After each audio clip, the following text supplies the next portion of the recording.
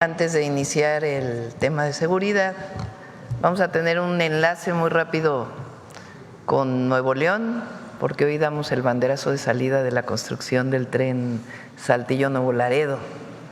Están allá Jesús Esteva y Andrés Layuz. Entonces, si me ayudan, hacemos primero el enlace y luego, siéntense por favor, y luego vamos ya al informe de seguridad. Adelante.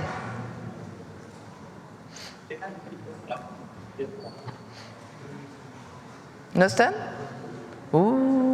Pues entonces vamos a seguridad. Se quedaron dormidos allá. Bueno, no aquí, allá.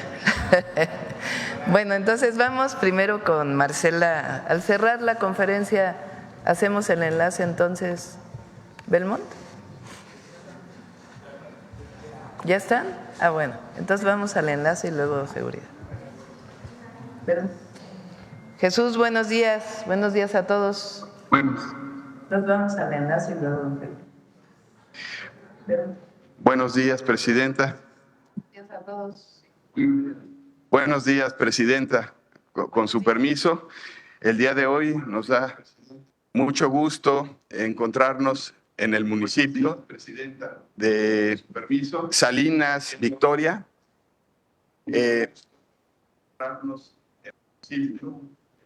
Y estamos con el gobernador de Nuevo León, con el presidente municipal de Salinas, Victoria, con el maestro Andrés Layuz y con el ingeniero Ricardo Ibarra de la empresa Ingenieros Civiles Asociados.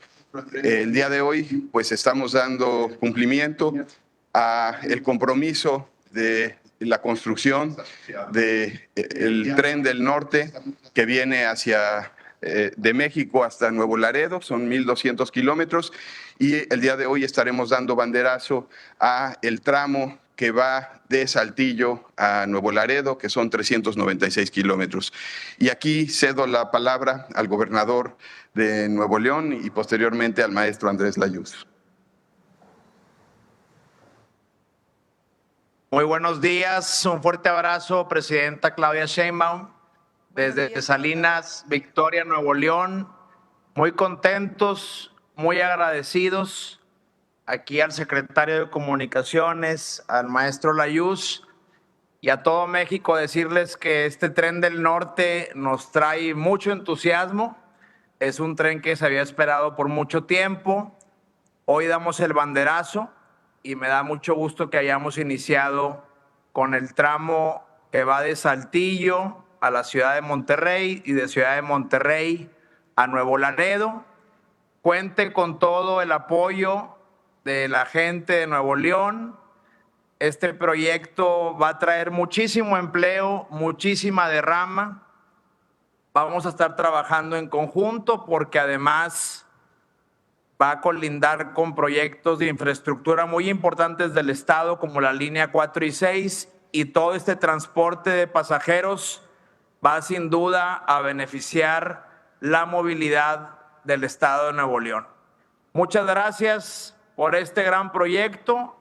Arranca el tren del norte y le doy la palabra al maestro Layuz, quien va a dar los pormenores. Muchas gracias. Buenos días, presidenta. Buenos días a todos y todos, con su permiso. Voy aquí a hacer una breve explicación de en qué consiste el proyecto. Hay que recordar las características del servicio que vamos a tener en los trenes que iniciaron la construcción este año a partir del compromiso de la Presidenta de la República. Lo primero es que vamos a tener vías dedicadas. Esto quiere decir que el tren de pasajeros va a ir sobre su propia vía, con velocidades máximas de entre 160 y 200 kilómetros por hora, y que habrá estaciones principales y secundarias. Ahorita les mostraré cuáles son. Tenemos estaciones también terminales, que son estaciones más grandes, estaciones intermedias y estaciones de baja demanda en poblados más pequeños. En el caso del recorrido que va desde Saltillo hasta Nuevo Laredo, estamos dividiendo la obra en 4 tramos y estamos en este momento en Unión San Javier, que es el poblado más cercano donde estamos físicamente, donde se inicia la obra de estos 100 kilómetros que también contienen la estación de Villa Aldama. El recorrido total desde Saltillo a Nuevo Laredo son 396 kilómetros. En unos días también ya tendremos los anuncios de inicio para el tramo Saltillo-Santa Catarina, Arroyo, El Sauz, Nuevo Laredo y la zona metropolitana de Monterrey. Las características de la construcción son las siguientes. En este tramo se van a construir los 105 kilómetros de vías de pasajeras, en donde tendremos tipo de vía sencilla. Esto se debe a que tenemos un largo recorrido en una zona plana, con el derecho de vía bastante amplio. Estamos calculando un viaducto, 15 pasos vehiculares, un paso superior vehicular, 30 puentes ferroviarios y 146 obras de drenaje. Como les decía, en este tramo tenemos la estación de Villaldama y los empleos directos que ya se están generando son 4.744 directos y 14.676 indirectos. Tenemos aquí también una imagen de cómo queda la vía una vez que se construya. Como saben, estamos usando el derecho de vía existente en la mayor parte del tramo. Tenemos aquí a un lado la vía de carga que está en operación y al lado de esa vía de carga es donde se construirá la vía de pasajeros. Como tenemos una sola vía, también cada 25 kilómetros se construye un ladero de 3 kilómetros que permite el rebase de los trenes, que por su velocidad y demanda permitirá que realmente nunca se encuentren trenes sobre la misma vía. Las estructuras se están considerando, eso sí, con 2 vías, por ejemplo los viaductos, para que después se pueda hacer una expansión futura. Y la empresa ICA, en términos de la estrategia de construcción, lo que hizo es dividir en 4 frentes este tramo de 100 kilómetros. Estamos en este momento en el primer frente de 20 kilómetros que se va a expandir en un sentido hacia el sur en el viaducto que van a construir, que tenemos aquí las características también del viaducto, y hacia el otro sentido, sobre todo van en terraplén, que es un terraplén de una altura de 1 metro. La demanda estimada que tenemos en este tramo, es decir, la población que va a beneficiar, son alrededor de 7 millones de pasajeros al año. 7 millones de pasajeros que podrán ir de Saltillo a la zona metropolitana de Monterrey, y que es una conexión cotidiana, pero también desde la zona metropolitana de Monterrey a Nuevo Laredo, donde también hay una relación cotidiana, económica y turística entre las poblaciones de Tamaulipas, Nuevo León y Coahuila. Eso es lo que tenemos. Muchas gracias. Gracias, Andrés. ¿Van a hacer banderazo? ¿Van a hacer banderazo, Jesús? Sí, presidenta. Adelante. Si hacemos el conteo, a ver si nos pasan las banderas.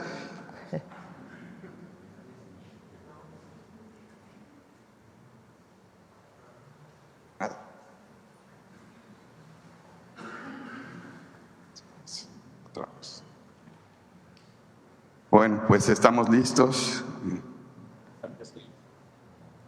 1, 2, 3. ¡Bravo! Bravo.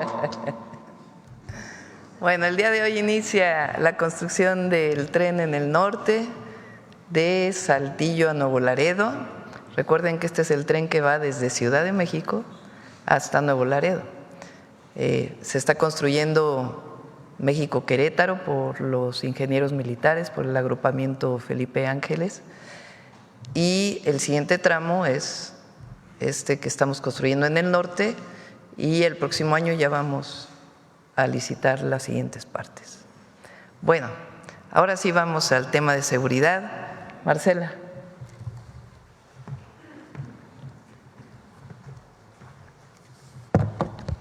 Con su permiso, presidenta. Muy buenos días a todas y a todos. Como ya mencionó la presidenta, el día de hoy, como ustedes saben, a inicio de cada mes les presentamos el reporte de incidencia delictiva con, en este caso, cifras consolidadas al 31 de agosto de 2025, y esto es con información de las 32 fiscalías estatales del país a 11 meses de la administración de la presidenta, la doctora Claudia Sheinbaum. Si nos ponen la primera gráfica, gracias. En esta primera gráfica podemos ver la tendencia en el promedio diario de víctimas de homicidio doloso de forma mensual. Esta gráfica va de agosto de 2024 a agosto de 2025. Destaca la disminución de 32% de septiembre de 2024 a agosto de 2025. Como se puede ver claramente en esta gráfica, en los últimos 11 meses se ha presentado una tendencia sostenida a la baja. Iniciamos en septiembre, con el inicio de la administración, en 86.9 homicidios diario promedio en el país, y este agosto de 2025 cerró en 59.2 homicidios diarios en el país. Esta disminución, que como señalaba ya es de 32%, la siguiente por favor, implica que en agosto se registraron 27 homicidios menos que los registrados en septiembre de 2024.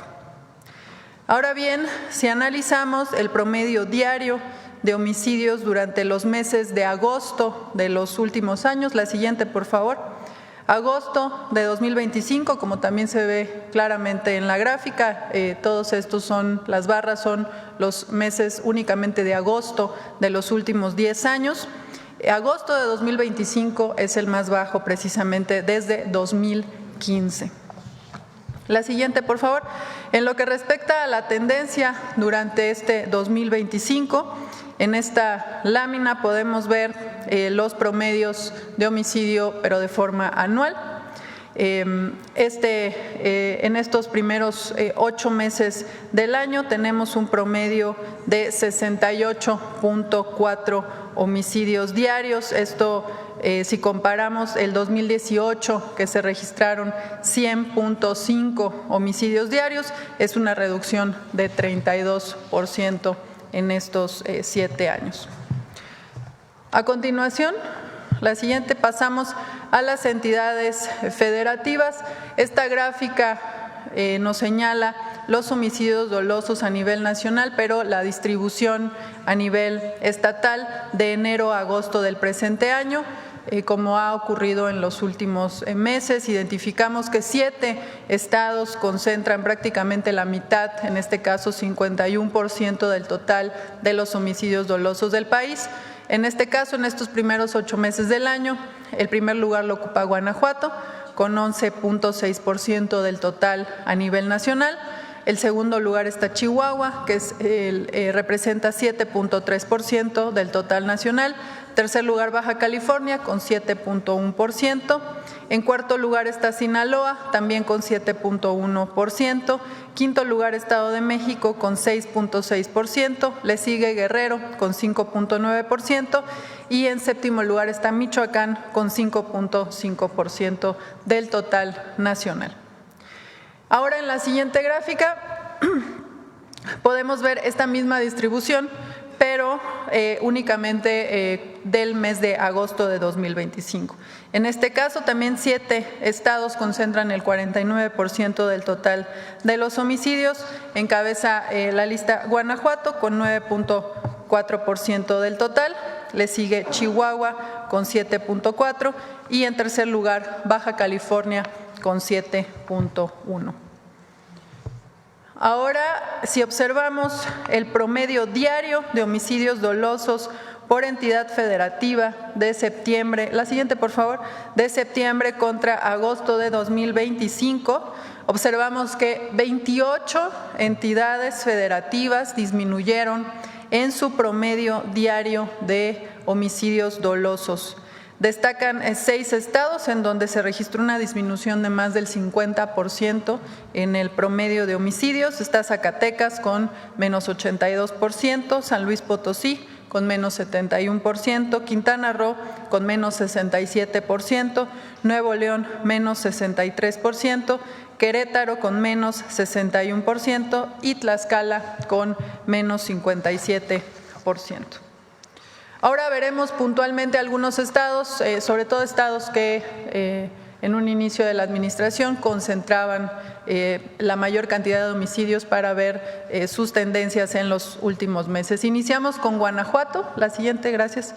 Vemos, como ustedes saben, durante los primeros meses de la administración se registró un incremento entre septiembre y febrero. Sin embargo, después de detenciones importantes de generadores de violencia realizadas por el Gabinete de Seguridad, en marzo pasado los homicidios han presentado una disminución en estos meses del 56.1%, pasando de 12.7 homicidios diarios en febrero a 5.58 en este agosto que acaba de concluir.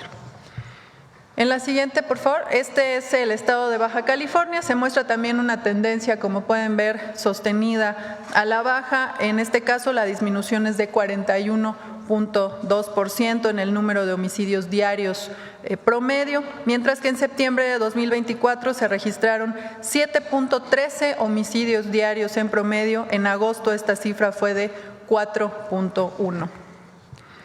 En la siguiente gráfica, por favor, podemos ver el comportamiento de este delito en el Estado de México, también toda la línea de agosto de 2024 a agosto de 2025.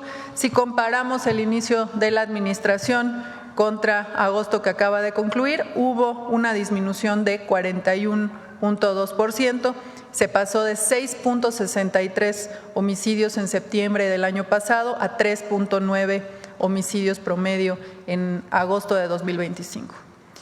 La siguiente gráfica muestra, en este caso, la evolución que ha tenido este delito en el estado de Sinaloa, como es de todos conocidos. En septiembre de 2024 hubo un incremento significativo en el número de homicidios dolosos. Sin embargo, desde entonces, podemos ver que desde junio hay una tendencia de 2 meses con reducción, que es de 44.4%. De hecho, destaca que este agosto, que cerró con un promedio de 3.84 homicidios diario promedio, es el más bajo desde septiembre del año pasado. Por otro lado, la siguiente, por favor. En cuanto a los delitos de alto impacto, esta gráfica muestra la tendencia a nivel nacional de agosto de 2024 a agosto de 2025. Como se puede ver en la lámina, entre septiembre y octubre de 2024 se tuvo un ligero incremento. Sin embargo, vemos en el resto del tiempo una tendencia sostenida a la baja y podemos reportar una disminución de 21% en los delitos de alto impacto, pasando de 603.6 delitos de alto impacto que se registraban en promedio al día en septiembre a 477 delitos durante este agosto. Además de todo el periodo analizado, también señalar que agosto es el mes más bajo de estos 11 meses. Ahora bien, cuando analizamos el comportamiento anual que han tenido los delitos de alto impacto, también se observa una tendencia a la baja. Si comparamos los últimos 8 años, podemos ver en la lámina que en 2018 el promedio diario de delitos era de 969.4, mientras que en agosto de 2025, el promedio de este 2025, es de 527.8, lo cual representa una disminución de 45.6%. En la siguiente lámina podemos ver los datos ahora de robo de vehículo con violencia a nivel nacional, esto desagregado de forma mensual, también con una tendencia claramente a la baja en los últimos meses. Si comparamos septiembre de 2024, cuando se registraron 134.9 delitos en promedio, contra agosto de 2025, en donde se registraron 93.9 delitos de robo de vehículo con violencia, hay una disminución de 30% en este periodo, en este delito. La siguiente gráfica, por favor. En esta podemos observar los datos de robo a transportista con violencia a nivel nacional en el último año también. Observamos una tendencia a la baja con una disminución del 29% en este delito de septiembre de 2024 a agosto de 2025.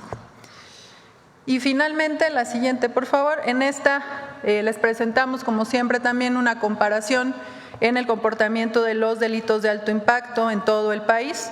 comparando los primeros 8 meses del 2019 contra los primeros 8 meses de este 2025. Vemos prácticamente que todos los delitos tienen una disminución, a excepción de extorsión, que también, como hemos informado en ocasiones anteriores, se debe también a que se está incentivando la denuncia. Ya el secretario García Harfuch dará información al respecto. En este caso, el feminicidio disminuyó 29.2%, las lesiones dolosas por disparo de arma de fuego disminuyeron 28.7%, el secuestro disminuyó 70% y el total de robos con violencia disminuyó 48.6%.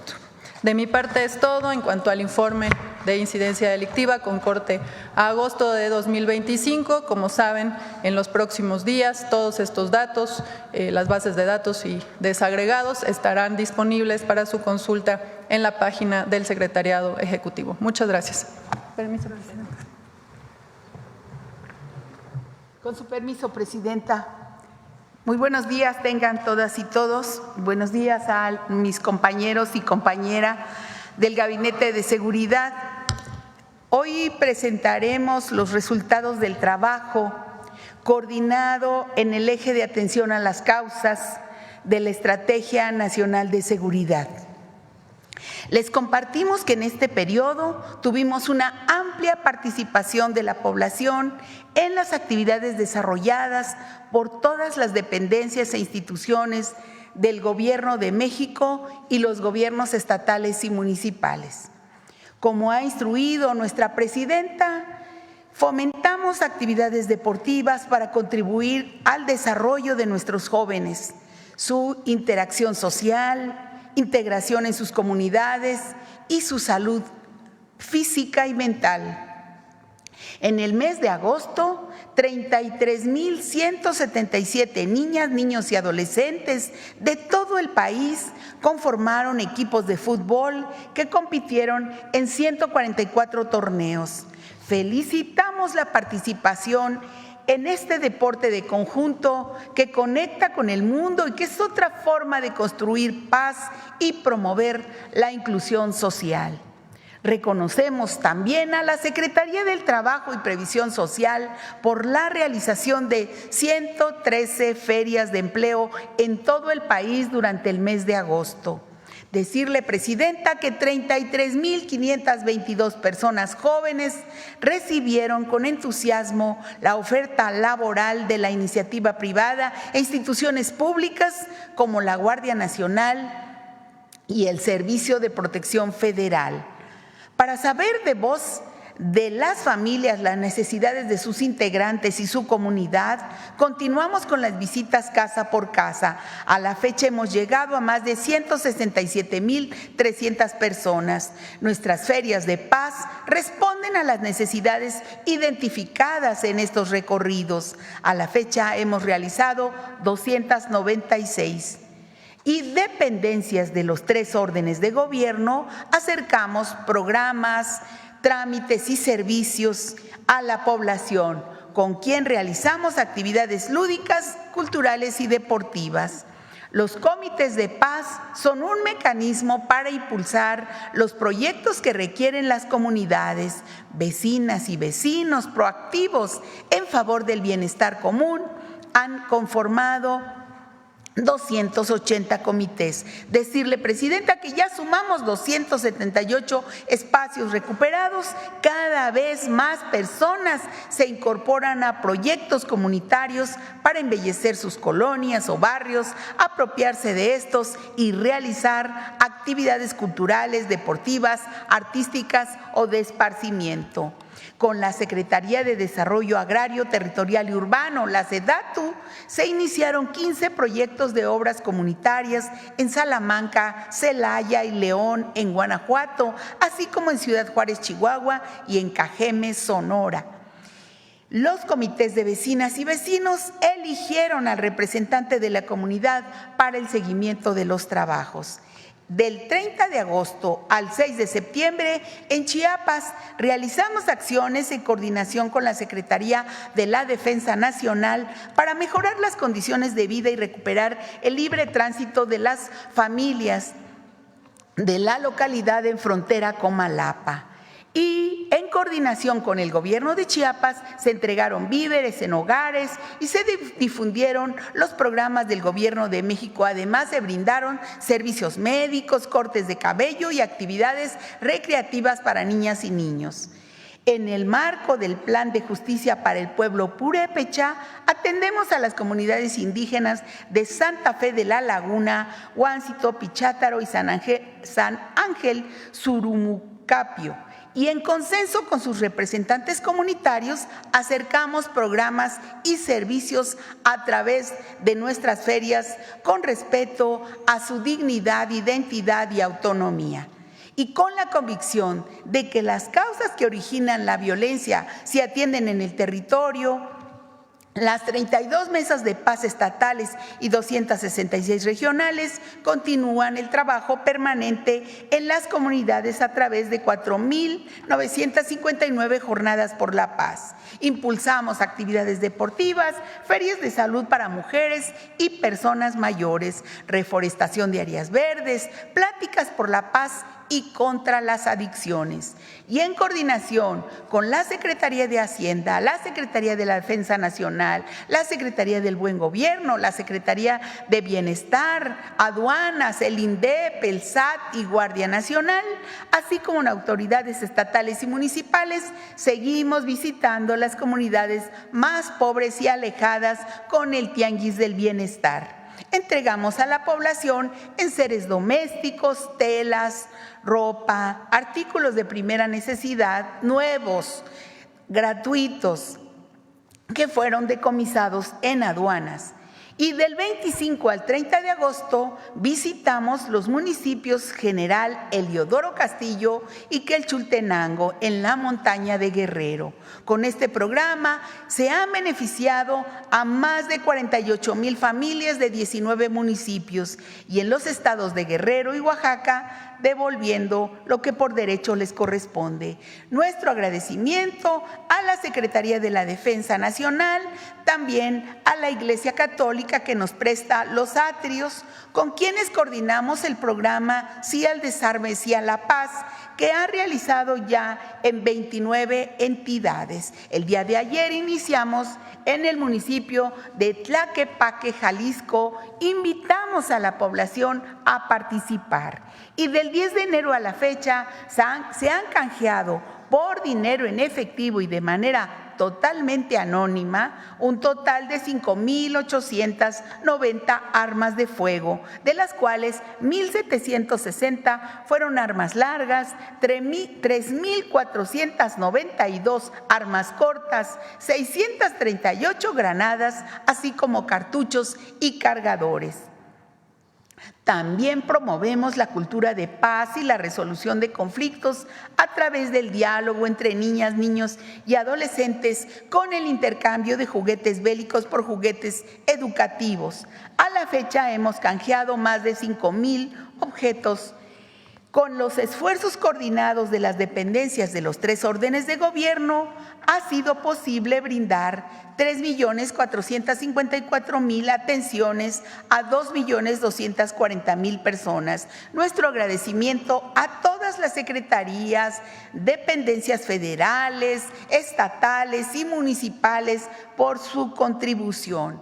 Y como lo ha señalado nuestra presidenta, vamos bien y vamos a ir mejor. Seguiremos trabajando en beneficio de todas y todos. Muchas gracias por su atención y gracias que nos permiten servirles. Gracias.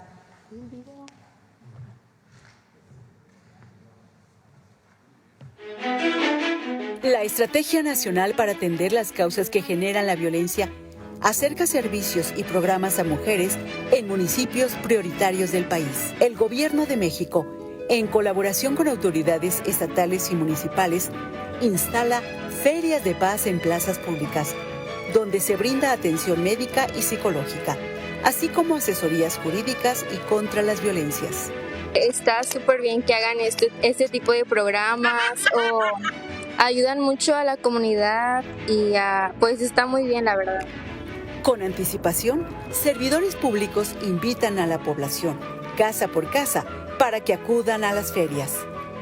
Bajo la coordinación de la Secretaría de Gobernación, 37 dependencias federales informan sobre programas de bienestar, educación, fomento y capacitación para el empleo a mujeres y hombres.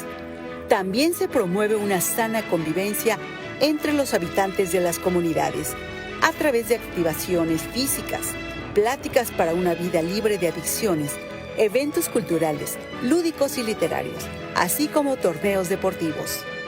Como parte de la estrategia, se desarrollan jornadas por la paz, en donde se imparten pláticas y talleres, entre otras actividades. La ciudadanía, junto con autoridades, se reúnen en comités de paz y asambleas vecinales para acordar obras de mejoramiento urbano, entre estas, senderos de paz. Muy bien, porque este parque estaba muy abandonado y ahorita este parque ya quedó limpio, sí, que sigan impartiendo estos programas porque es para la mejoría de toda nuestra comunidad. Con Sí al Desarme, Sí a la Paz, se colocan carpas en atrios de iglesias para el intercambio voluntario y anónimo de armas de fuego a cambio de dinero en efectivo. Y los niños y las niñas canjean juguetes bélicos por educativos. Por eso, atender las causas es hablar de derechos para todas y todos, con énfasis en la justicia para las mujeres. Les animo a atender las causas que generan la violencia, en todos lados, en las familias, en la comunidad, en las colonias, en nuestro país entero. Abrazar la bandera de la paz, no solo con las manos, sino con los actos. A educar para la convivencia, a sembrar esperanza.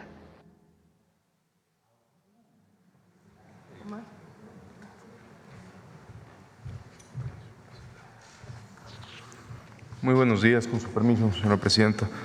Vamos a informar los avances de la Estrategia Nacional de Seguridad a 11 meses del gobierno de la presidenta Claudia Sheinbaum. En esta administración, la presidenta ha impulsado acciones para mejorar la coordinación entre las instituciones que conforman el Gabinete de Seguridad y los estados de la República, con el fin de ser más eficientes, reducir la criminalidad y combatir la impunidad.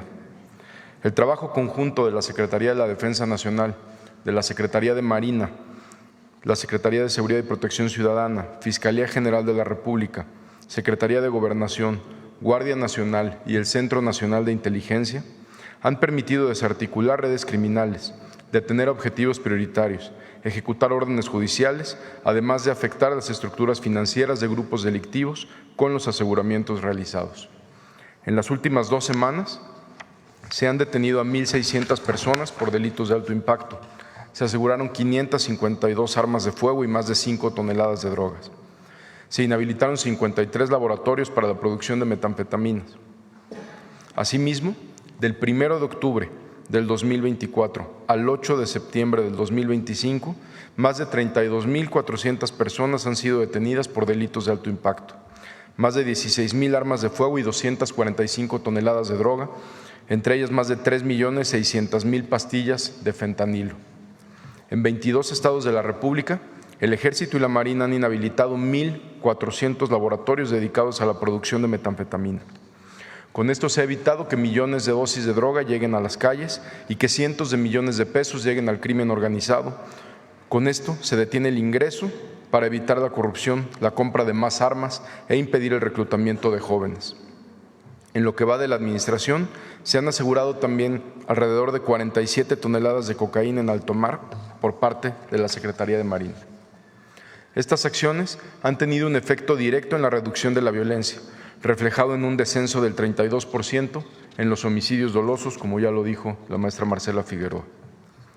En los últimos 15 días fueron detenidos operadores de organizaciones delictivas y personas vinculadas con homicidio, tráfico de droga, extorsión, cobro de piso, corrupción y contrabando de combustible. En representación del Gabinete de Seguridad, voy a señalar algunos de los casos más relevantes de los últimos 15 días. En 2 acciones realizadas en Ciudad Juárez, Chihuahua, fueron detenidos 2 integrantes de Cártel del Pacífico con 2 kilos de fentanilo en pastillas y 1 kilo de cocaína.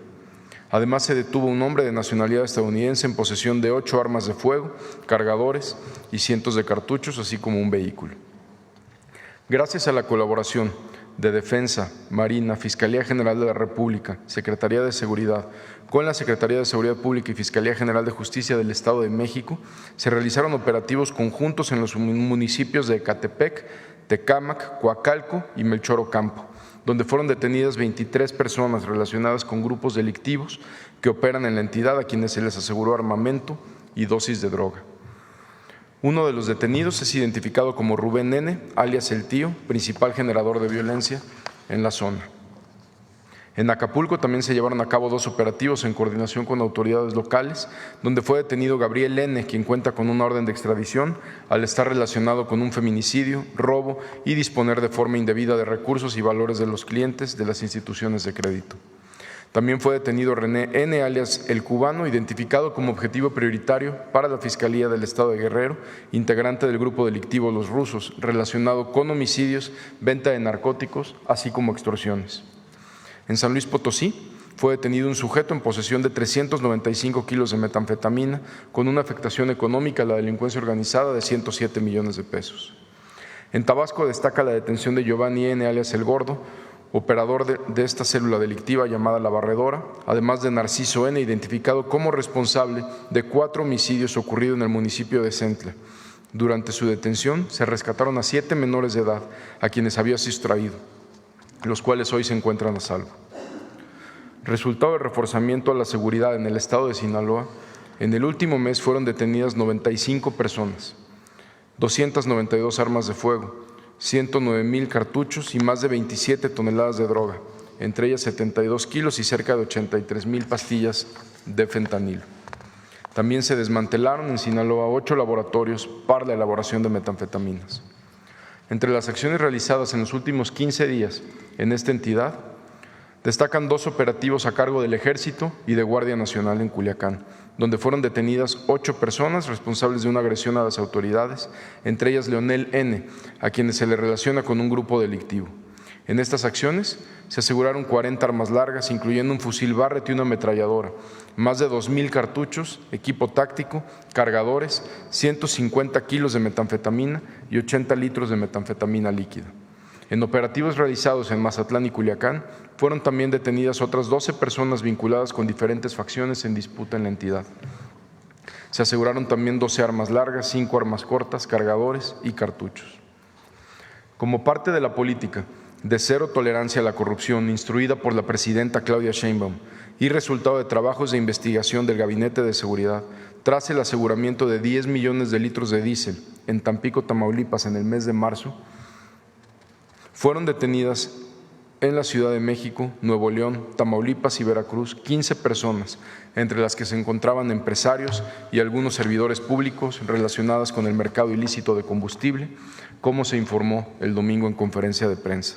La investigación sigue en curso para detener a todos los involucrados en este delito y no habrá impunidad. Reconocemos el trabajo comprometido que ha realizado por muchos años los hombres y las mujeres de la Secretaría de Marina para brindar seguridad a nuestro país y reiteramos que el actuar aislado de unos cuantos no representa el actuar de la institución, como los mismos resultados antes mencionados lo reflejan. Asimismo, como parte de las acciones para combatir el robo de hidrocarburo, se realizaron cateos y despliegues operativos en los últimos 15 días en Querétaro, Sonora y Tabasco, donde se aseguraron 441,000 litros de hidrocarburo, así como 21 tractocamiones, 7 vehículos, 3 autotanques, 8 cisternas, 15 bombas y un montacargas, además de la detención de personas vinculadas con estos hechos. El 6 de julio, por instrucciones de la presidenta Claudia Sheinbaum, se implementó la Estrategia Nacional contra la Extorsión. Se recibieron 43,682 llamadas de extorsión al número telefónico 089. El 72%, es decir, 31,411 llamadas, fueron extorsiones no consumadas, gracias al acompañamiento en tiempo real de los operadores. 8,000 fueron denuncias de números que intentaron extorsionar y el 10%, es decir, 4,263 llamadas, fueron para reportar extorsiones consumadas, que aportaron datos suficientes para iniciar una carpeta de investigación. Gracias a la población que confió en realizar su denuncia en el 089, se iniciaron 1,436 carpetas de investigación por las fiscalías en los estados. La coordinación entre las autoridades del Gabinete de Seguridad y los estados de la República ha permitido detener a 239 personas por el delito de extorsión en 19 entidades federativas, en el periodo del 6 de julio al 3 de septiembre. Entre las acciones más recientes en estos 15 días relacionadas con este delito, destacan las siguientes. En Acapulco, Guerrero, personal de la Secretaría de Seguridad y la Secretaría de Seguridad y Protección Ciudadana detuvo a 2 personas vinculadas con homicidio y cobro de piso a comerciantes. En Chalco, Estado de México, elementos del Ejército localizaron a un menor de edad que fue víctima de secuestro virtual y evitaron que se realizara el pago por el presunto secuestro. En Puebla, elementos de la Fiscalía General de la República detuvieron a Julio N., líder de una célula delictiva relacionada con extorsiones, agresiones armadas, ejecuciones, narcomenudeo y colocación de mantas para intimidar a integrantes de grupos rivales. Muchas gracias. Con su permiso.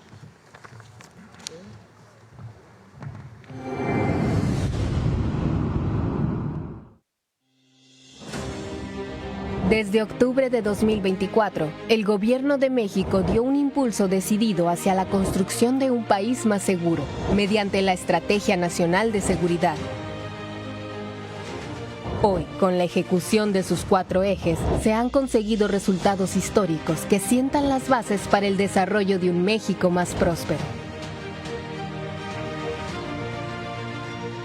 Los resultados son claros y el trabajo conjunto arroja una cifra histórica en la disminución de homicidios en nuestro país, ya que de septiembre de 2024 a agosto de 2025, los homicidios dolosos disminuyeron 32%, lo que significa 27 víctimas menos de homicidios diarios. El mes de agosto de este año es el mes de agosto con el menor número de homicidios desde el año 2015. Además, se presentaron disminuciones muy relevantes en los homicidios dolosos, en entidades como Guanajuato, de febrero a agosto de 2025 en un 56%. En Baja California, de agosto de 2024 a agosto de este año, con un 41%. Y en el Estado de México, en el mismo periodo del 41.2%. También en Sinaloa, de junio a agosto de este año, se redujo en un 44%. Esto se traduce en mayor confianza y tranquilidad de las personas. Pero más aún, la seguridad también fortalece la confianza internacional en México. Uno de los datos en donde se ve reflejada esta tendencia es la ocupación hotelera, la que tuvo un incremento de casi 1 millón de turistas nacionales e internacionales en el periodo vacacional del 14 de julio al 31 de agosto de 2025, con respecto al mismo periodo del año anterior. En el mismo periodo vacacional, la derrama económica que generó el turismo es evidencia de la convicción, gusto y seguridad que tienen los extranjeros por visitar México, la cual llegó a 829,000 millones de pesos, con un incremento del 6.3% respecto al verano 2024. Desde el inicio de la administración, otra de las premisas de la Presidenta de México ha sido la seguridad en carreteras, por lo que se implementó la estrategia BALAM para garantizar la protección al transporte y fortalecer el desarrollo económico del país. Además, se dio un impulso con la estrategia Cero Robos al Autotransporte, puesta en marcha a partir del 9 de julio de 2025, obteniendo de manera conjunta los siguientes resultados: 306 detenidos y 1.502 vehículos recuperados. Estas 2 estrategias han logrado condiciones más seguras para el autotransporte en las carreteras de México, que ha permitido una reducción de los robos en los tramos México-Querétaro en un 50%, México-Puebla en 54% y Mazatlán-Culiacán en 27%. El combate a la corrupción y la impunidad es piedra angular para el Gobierno de la República. La semana pasada se llevó a cabo un operativo histórico contra el mercado ilícito de combustible. A partir del aseguramiento de 10 millones de litros de diésel en marzo de este año en el puerto de Tampico, se desarrollaron labores de investigación con la colaboración de todas las áreas tácticas y de inteligencia del Gabinete de Seguridad. lo que permitió desarticular una compleja estructura criminal que operaba mediante el uso de documentación apócrifa para facilitar el traslado de combustible, en la que estaban implicados empresarios, empresas de transporte, agencias aduanales y algunos servidores públicos. Como resultado, mediante operativos coordinados en Nuevo León, Tamaulipas, Veracruz y la Ciudad de México, se ejecutaron órdenes de aprehensión contra 14 personas involucradas. Estos resultados son patente del firme compromiso del Gobierno de México con la seguridad y el bienestar de la población. Con acciones coordinadas y la participación de la sociedad, nuestro país avanza con pasos firmes hacia un futuro en paz, con más oportunidades y esperanza para todas y todos. Gobierno de México. Pon la gráfica de homicidios.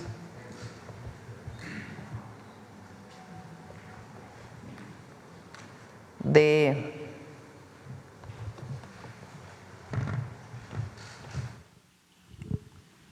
septiembre de 2024, nosotros, recuerden, entramos el 1 de octubre, septiembre del 2024, que tuvo en promedio 86.9, más bien que tuvo 86.9 homicidios diarios en promedio. Agosto tiene 59.2, lo que representa la siguiente: 27 homicidios diarios menos. En agosto, 27 personas menos perdieron la vida por homicidio doloso respecto a septiembre del 2024. Una felicitación al Gabinete de Seguridad y el trabajo diario de todas y de todos. Muy importante esta reducción.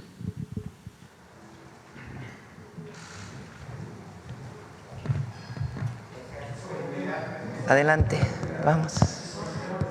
A ver, ayer te quedaste, Arturo. Gracias, Presidenta. Arturo Páramo, Grupo Imagen. Quisiera preguntar acerca de lo que sucedió ayer con el suicidio, al parecer, de un integrante de la Marina involucrado con el caso del huachicoleo que se dio a conocer el fin de semana. No sé si el señor fiscal ya tenga algún conocimiento de este caso, nos puede hacer algún comentario acerca de lo que, no sé, de las primeras indagatorias de este caso, y también pues insistir lo que desde el domingo se ha dicho, de que desde la administración pasada se tenían ya indicios, datos, pruebas de este caso y se tardaron más de 2 años, aproximadamente 2 años, en dar los resultados que se anunciaron el fin de semana pasado. Si nos pudiera comentar, fiscal, ayer la presidenta nos decía que tenía que estar bien fincadas las denuncias, las pruebas, para que no hubiera ningún pues obstáculo para obtener las órdenes de aprehensión y poder hacer las detenciones. Si nos puede comentar cómo fue todo este proceso durante este tiempo. Antes de darle la palabra al fiscal, sí. Primero lamentamos mucho la muerte de este marino, nuestro apoyo y solidaridad a la familia.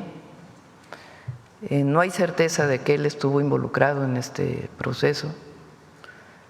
Entonces, pues vienen las investigaciones, pero primero nuestra solidaridad a la Marina y a la Armada de México y, por supuesto, a los familiares. Segundo, y es muy importante, esta investigación surge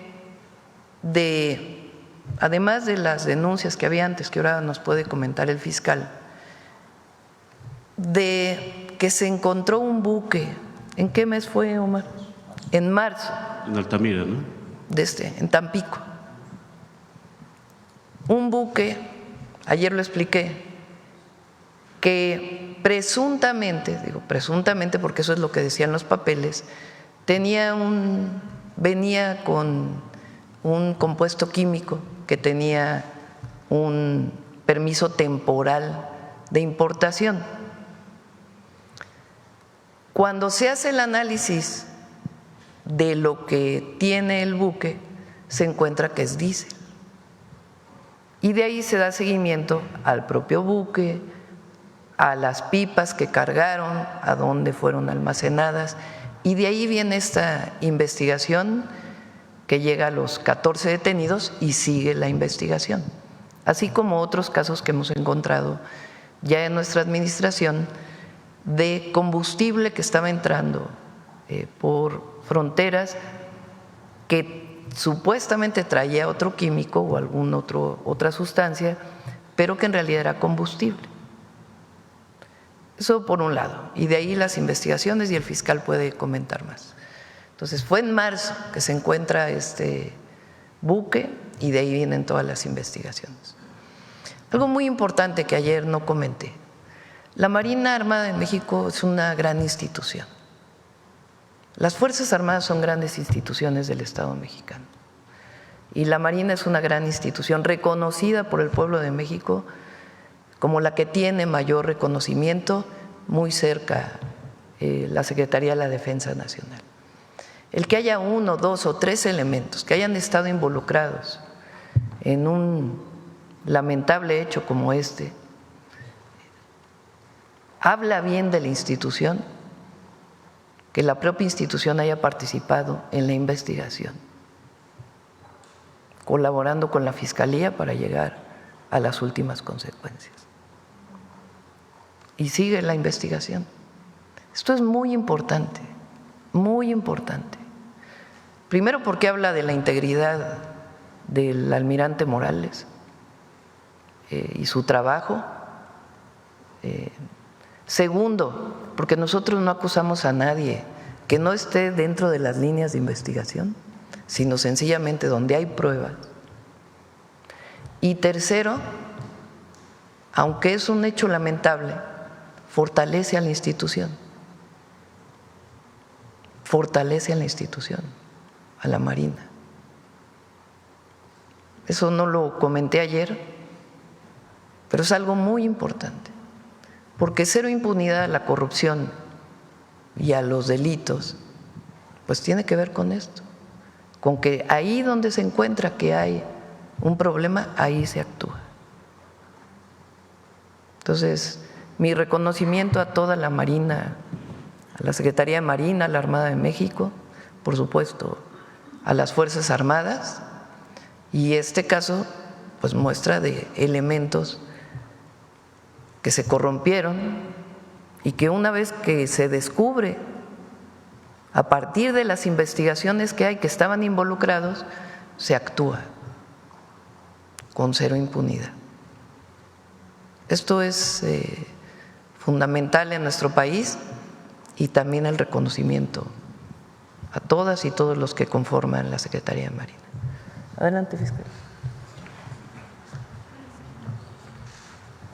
Buenos días. El primer tema, ¿cuál es? El primer tema, si ya nos puede dar alguna información del caso de la persona que ayer se quitó la vida, al parecer se quitó la vida. Ese es un hecho que no es un delito federal, es una situación totalmente de orden personal a la que debemos de tener un gran respeto. Estamos esperando la información de lo que ocurrió. Debo decirle que esa persona no estaba vinculada con ninguno de los casos que estamos llevando. Entonces es un asunto de otra naturaleza. La segunda, insistir un poco en lo de que ya adelantaba el domingo. Desde el momento en que se dieron los primeros indicios, las primeras pruebas por parte de la Secretaría de Marina en la administración anterior, hasta el momento en que se anuncian las detenciones, ¿cuál fue el proceso? Para los que tal vez no somos doctos en esto, pareciera mucho tiempo. Ayer la presidenta comentaba que se tiene que afincar perfectamente las investigaciones para que no haya ningún problema al momento de solicitar las órdenes de aprehensión, judicializar el caso y esto. Si nos puede dar un poquito más de detalles sobre este periodo, por favor. ¿Se acuerda usted que lo platicamos el domingo? En esto debemos de manejarlo con una gran claridad. En el año de 2024, el entonces secretario de Marina se acercó a la Fiscalía de la República para presentar una serie de denuncias sobre problemas de corrupción, enriquecimiento ilícito, lavado de dinero. Se abrieron las investigaciones. Inmediatamente la Fiscalía no solamente abrió las investigaciones, sino que las puso bajo control judicial. Es decir, a partir de ese momento, todas las diligencias que se hicieron en esos temas fueron bajo control judicial. Se le dio, porque era el tipo de delitos, inmediatamente vista a la UIF, al SAT, a Hacienda, y se empezó a armar toda una investigación sobre ese tipo de delitos. Y va a seguir adelante y ha seguido. Coincidentemente con eso, en el mes de marzo, se llevaron a cabo 2 acciones en las que estuvo fundamentalmente la Secretaría de Seguridad y la Fiscalía, tanto en Ensenada como en Altamira, donde se encontraron depósitos enormes de combustible que no habían sido declarados. Asunto que aparentemente podía parecer distinto del otro que se estaba llevando. Cuando juntamos toda la información, se dio el vínculo. Y al darse ese vínculo, nosotros de inmediato fuimos ante los jueces y les pedimos las órdenes de aprehensión. Las órdenes de aprehensión se dieron no solamente por todo lo que habíamos investigado en materia de corrupción, sino por estos hechos nuevos que estaban vinculados. De esa manera se obtuvieron las primeras órdenes. Todas esas personas, ya prácticamente salvo 2 que estaban fuera del país, están detenidos y hoy en la madrugada nos dieron la vinculación a proceso de todos ellos. Yo creo que con esto queda suficientemente claro. Los 14 entonces. Sí, señor. Muchísimas gracias. A usted, señor. Presidenta, si me permite otra pregunta acerca de el paquete fiscal, el paquete económico que se entregó ayer a la Cámara de Diputados, con la salvedad de que al rato va a haber una rueda de prensa del secretario de Hacienda. Si nos pudiese comentar, estos incrementos a impuestos a refrescos, tabaco, videojuegos, ¿es parte de la estrategia que se tiene para tener mayor recaudación, Presidenta? Es de salud. En el caso de bebidas azucaradas, y tiene que ver, todos los fondos que se recauden van directamente a un fondo de salud. Y tiene que ver con lo que hemos estado hablando aquí del daño que provocan las bebidas azucaradas. Es una decisión no recaudatoria, sino que tiene que ver con la salud de las y los mexicanos. Va a venir el jueves, yo creo, la Secretaría de Salud. Van a dar mucha información, todavía más, de las bebidas azucaradas, y la recaudación relacionada con eso va directo a un fondo de salud para atender todas las enfermedades o padecimientos que están vinculados con el exceso de consumo de bebidas azucaradas. ¿El tabaco? Igual. Es lo mismo, es lo mismo. ¿Videojuegos? Tiene que ver con temas de seguridad. Ok, gracias. Y ya vamos a hablar en algún momento de videojuegos.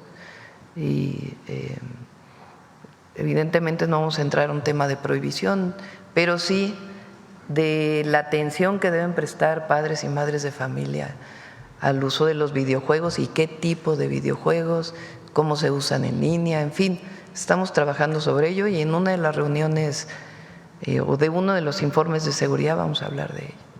Gracias. Por último, de mi parte, hay un tema que pues creo que todos hemos visto, los que acudimos aquí al centro histórico. Es el desbordamiento del comercio, Presidenta. En los últimos días, sobre todo en el Zócalo, en el mismo Zócalo, en las calles que tenemos aquí a los lados, la calle Peatonal Madero, todas las calles del centro histórico han tenido un fenómeno de incremento del comercio informal. Parecería un tema local que podría tratarse en el edificio de enfrente, pero usted lo conoce muy bien. El centro histórico es una zona patrimonial declarada por la UNESCO junto con Xochimilco como Patrimonio de la Humanidad. Esa declaratoria está sujeta al cuidado de esta zona patrimonial. En un trabajo que hicimos en Imagen en Excelsior, van 14,000 los comerciantes que se estima que están en el centro histórico. ¿Qué se puede hacer, Presidenta, para que pues, esta zona que es patrimonial se siga conservando, se respete el derecho al trabajo de la gente, pero que todos estos espacios que hemos visto que están invadidos puedan quedar libres para lo que son, para el disfrute de la gente? Vamos a pasarle el tema a la jefa de gobierno. Le corresponde a la jefa de gobierno el cuidado del centro histórico. El comercio en vía pública pues tiene que respetar también el paseo peatonal, tiene que haber espacio para unos, para otros. Hay acuerdos que se tomaron históricamente con distintos grupos de los vendedores en vía pública, entonces pues le corresponde al gobierno de la ciudad. Y es importante que haya respeto entre todos, que haya espacio para unas cosas y espacio para el disfrute del peatón, de los turistas, de los que pasean, de los que trabajan en el centro histórico. Siempre tiene que haber pues un balance. Entonces pues vamos a comentárselo a la jefa de gobierno. Muchas gracias. Sí. Vamos a ver aquí.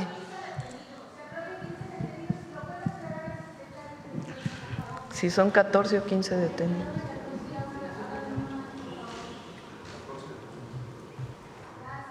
Fueron 14 detenidos. 14. Presidente, buenos días. Israel Aldave, de Grupo Fórmula. Buenos días a todos. Con el debido respeto al elemento de la Secretaría de Marina, preguntarle, Presidenta, si hay evidencia de que se suicidó o lo asesinaron. Bien, yo creo que por respeto a la familia es algo que la Secretaría de Marina ya dará la información. Yo creo que hay que siempre tener una parte de sensibilidad en estos casos. Entonces, le pedimos ahí a Secretaría de Marina que en su momento pueda, ya con las investigaciones de la Fiscalía Estatal o local, informar las características de lo que pasó y por lo pronto, pues más bien nuestra solidaridad a la familia y a la propia Secretaría. Sí, gracias, Presidenta.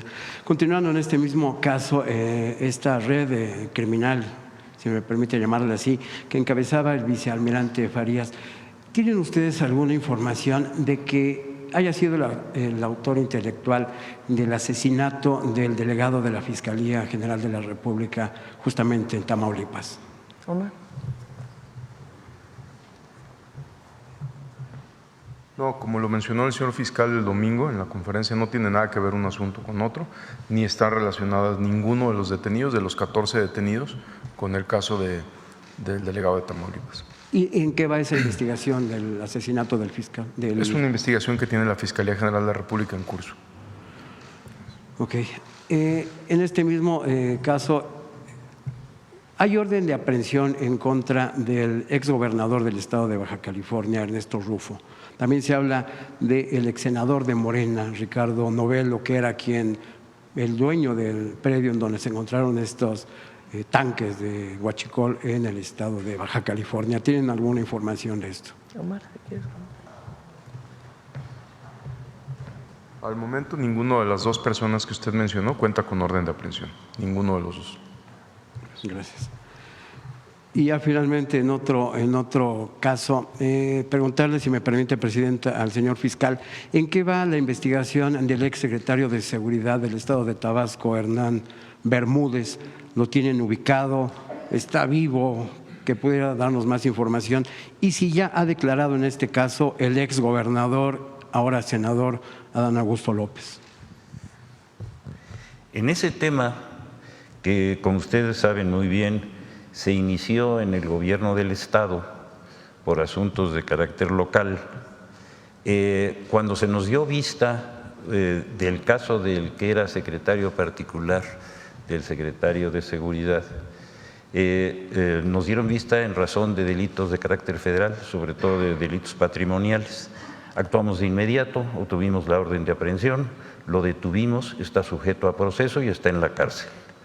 Otro de sus ayudantes, que fue detenido por la Secretaría de Seguridad, se acogió a un criterio de oportunidad y nos ha estado dando una información muy valiosa que nos han permitido ya primero establecer la ficha roja, hablar con todas las autoridades de Interpol de todo el resto del mundo y estamos trabajando para localizar a esta persona.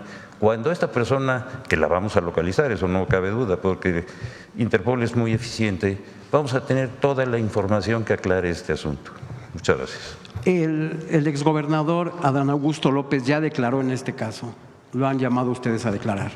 La Fiscalía no puede llamar a personas que no tienen una vinculación directa. Necesitamos obtener la aprehensión de este individuo y a partir de ese momento vamos a saber quiénes son los que están involucrados.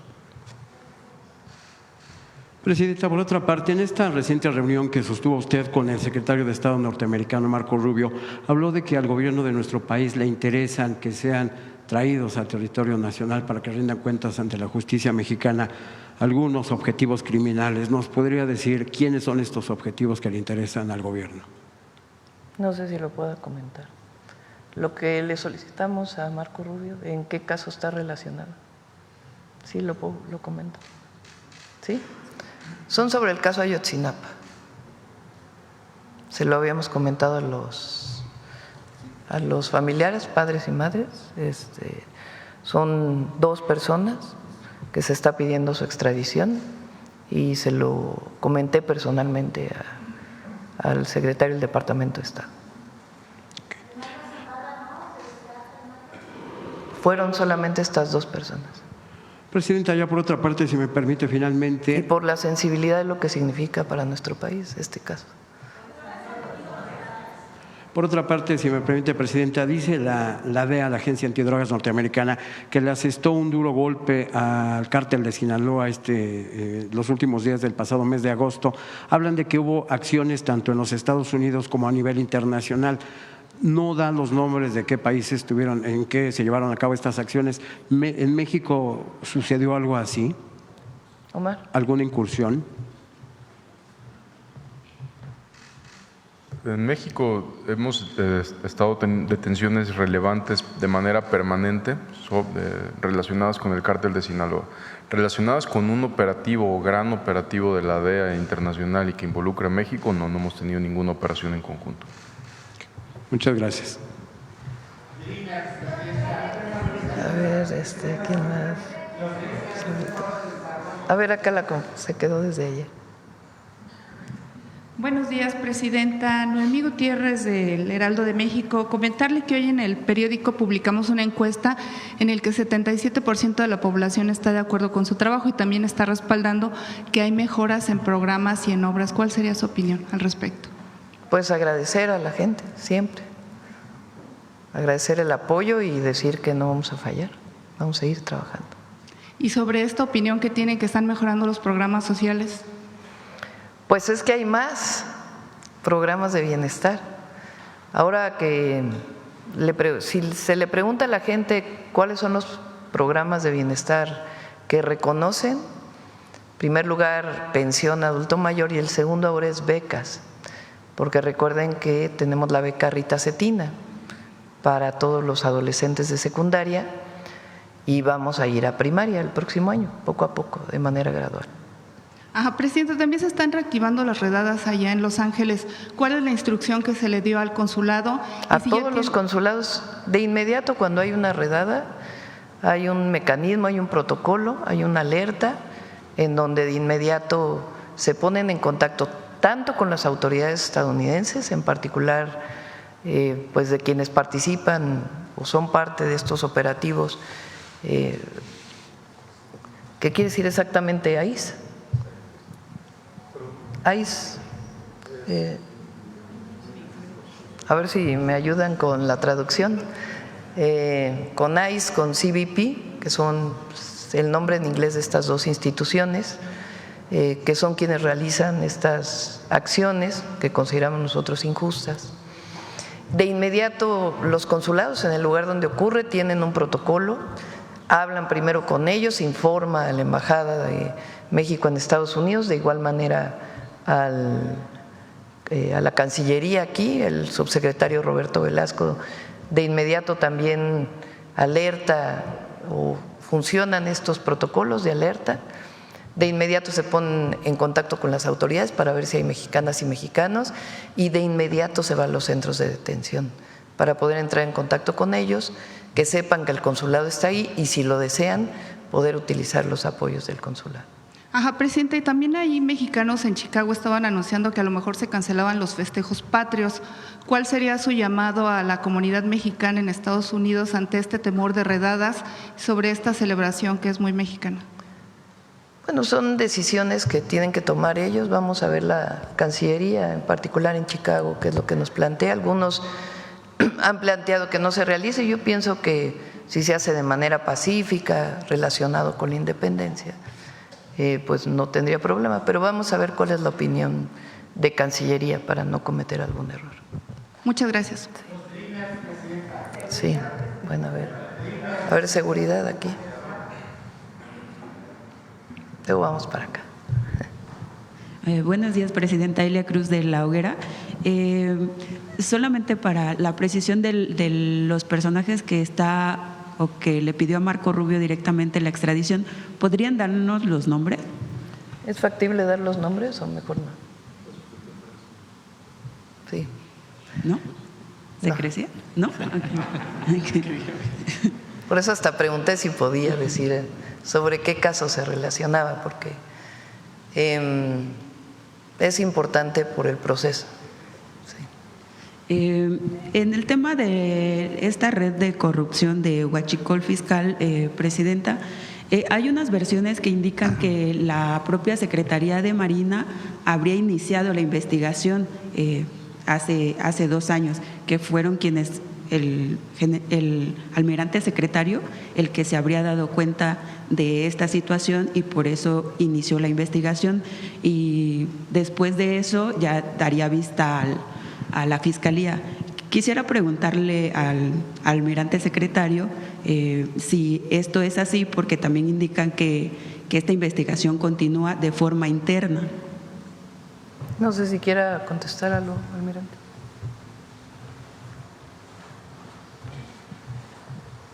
Buenos días. A nivel interno, nosotros tenemos muchos controles. Tenemos contrainteligencia, tenemos medidas de control y confianza, tenemos muchas formas de evitar que la corrupción se incruste en la institución. Por ello, el compromiso es cero tolerancia y vamos a continuar. ¿Continúa la investigación bajo su mandato? Sí, continúa. ¿Tenemos algunos datos de que nos pudiera compartir de que si esta investigación, además de los elementos que se anunciaron en la conferencia pasada del domingo, hay otros elementos involucrados? Por el momento no podemos dar información tan detallada, pero estamos colaborando con la Fiscalía General de la República. Esa investigación, nada más como un último tema con respecto a la Secretaría, ¿cuándo se empezó la investigación exactamente y cuándo se le da vista a la Fiscalía?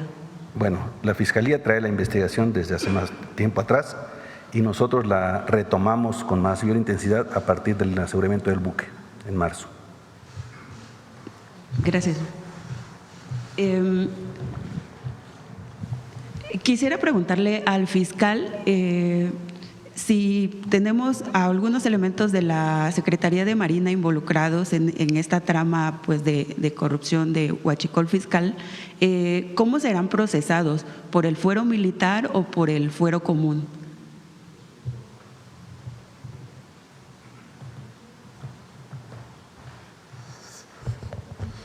Los procesos son procesos de carácter federal que no están vinculados directamente con la función específica de las Fuerzas Armadas en sus tareas internas. Es por hechos delictivos que están establecidos en el Código Penal Federal y por eso se les está procesando. Es decir, por el fuero común. Por esa claridad. Ok, gracias. Presidenta, ¿su gobierno tiene alguna cifra a cuánto asciende el desfalco de esta red de corrupción, de ese ingreso que no llegó al erario público? Sí hay cálculos, no sé si los tengamos en este momento. La Secretaría de Energía, a partir del aseguramiento de este buque, vio incrementada la venta de combustibles, particularmente de diésel, en el norte de la República. Es decir, de alguna manera llegaba a algunas de las estaciones de servicio del norte de la República. El monto exacto de cuál es el daño, no sé si ya lo tienen estimado, pero se está trabajando en ello y la Secretaría de Energía lo tiene y se los damos más adelante. ¿Nos los pasan más tarde? Sí. Muchas gracias.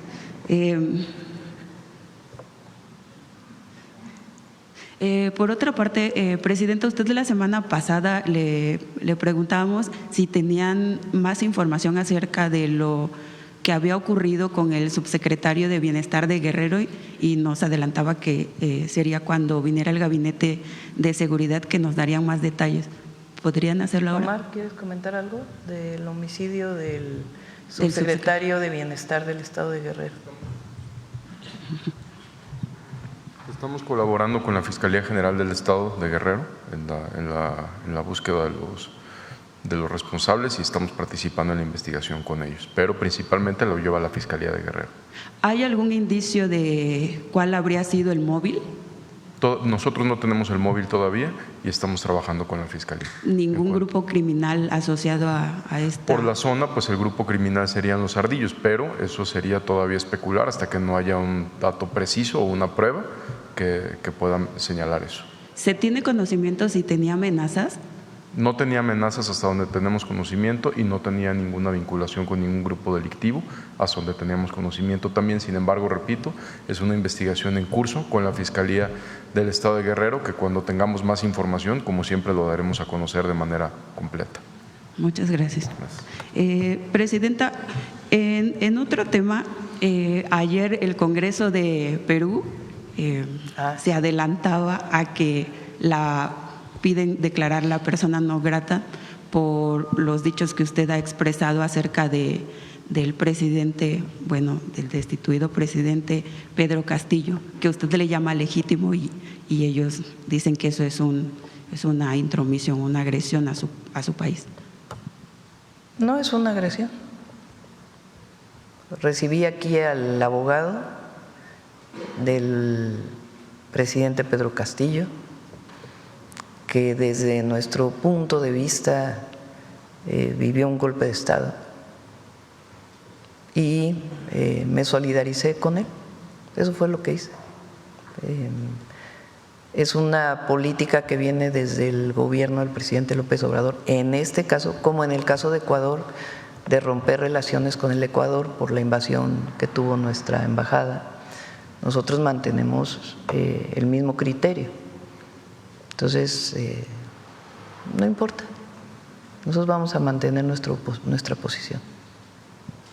Y finalmente, Presidenta, gracias. Y finalmente, en La Hoguera publicamos un texto donde se expone a través de una entrevista que le hacemos a una especialista que durante los gobiernos de la 4T se han incrementado los nombramientos políticos en plazas diplomáticas, se sigue la ley. Todo está dentro de la ley de la Constitución. No estamos violando ninguna ley, nada.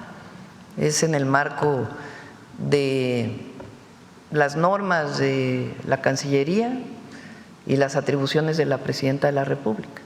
Y ahí la gran mayoría de los embajadores vienen de carrera, la gran mayoría. Y hay algunos casos en donde estamos nombrando personas que consideramos idóneas para el puesto y que son aprobadas por el país primero y después por el Senado de la República. Esta persona que entrevistamos, este experto, advertía que esto podría significar un riesgo a la defensa de los connacionales en esos países si no son personas que vienen del servicio sí, al exterior. revés.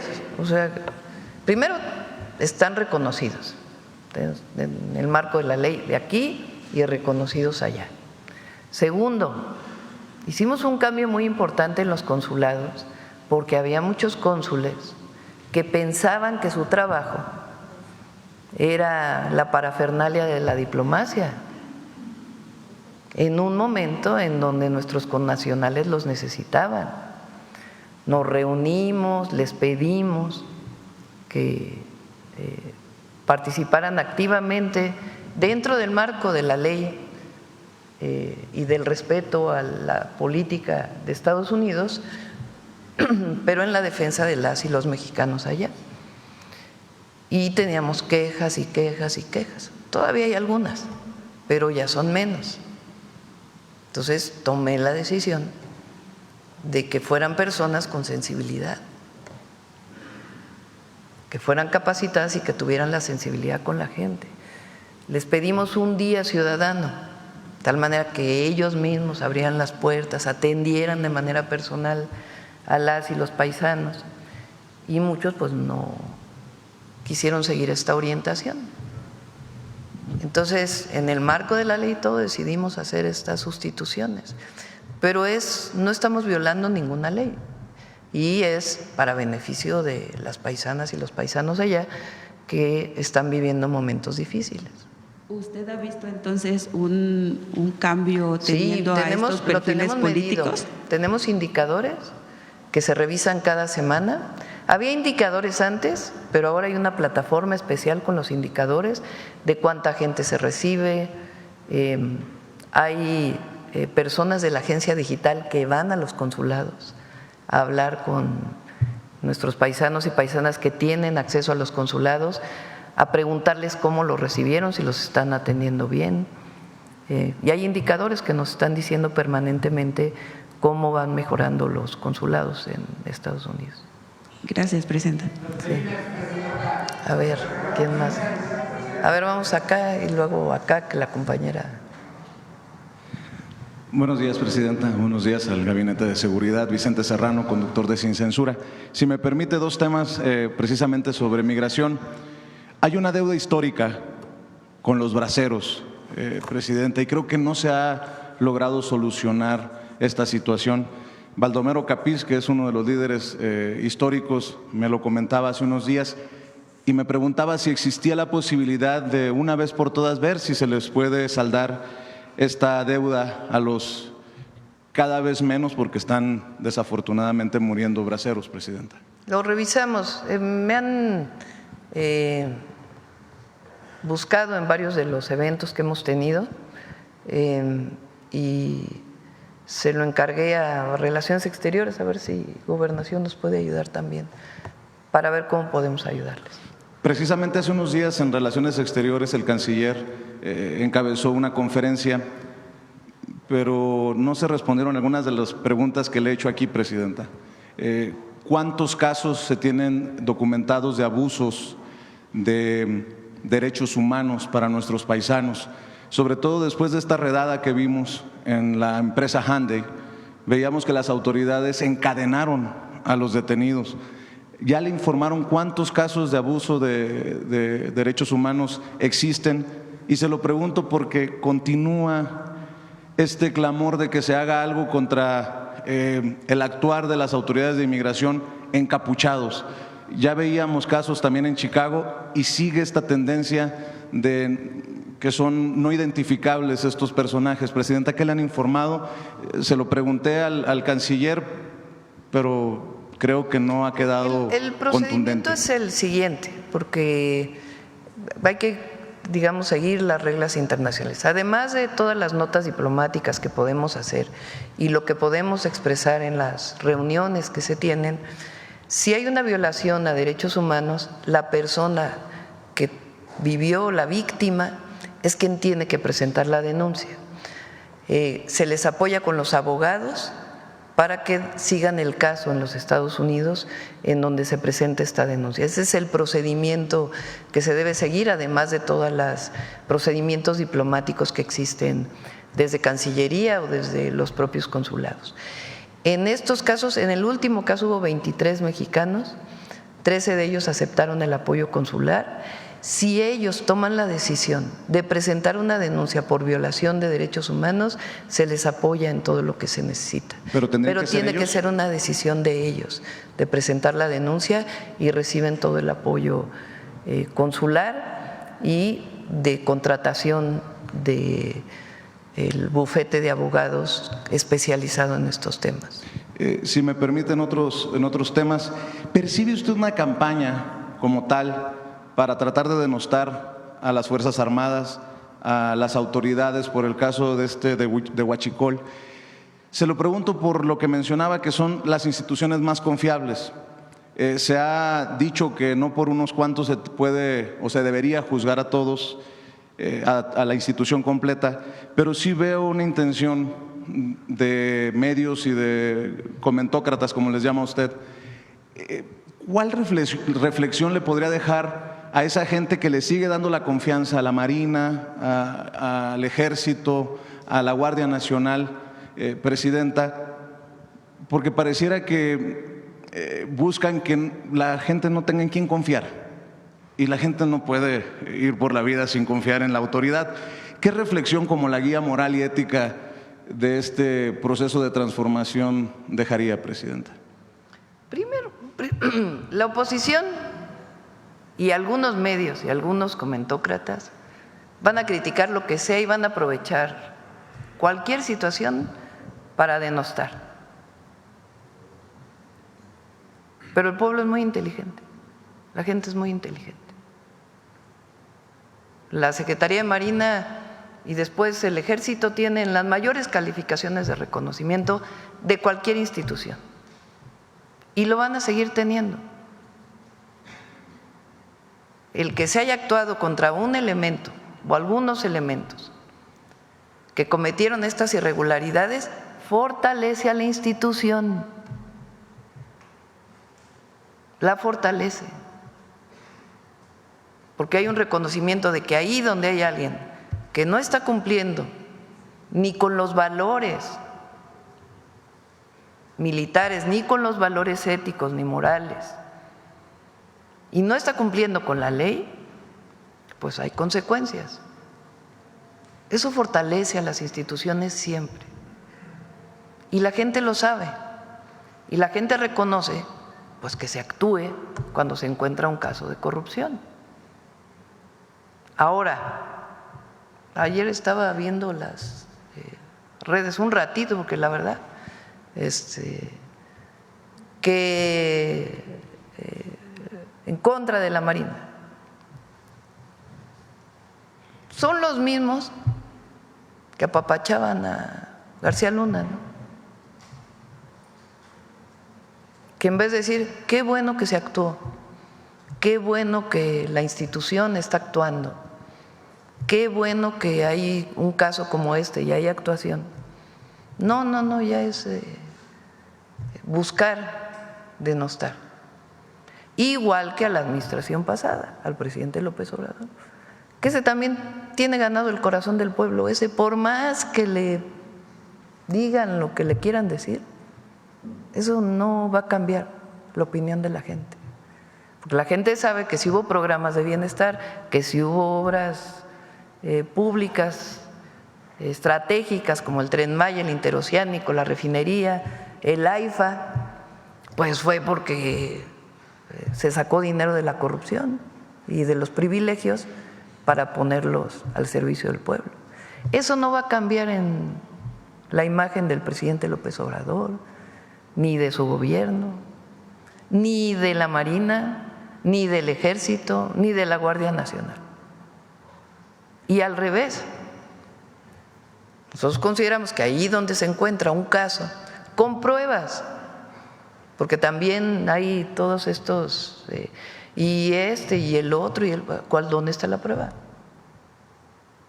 Entonces, cuando hay pruebas de un caso, se actúa por parte de la Fiscalía y se coadyuva con la Fiscalía para la información.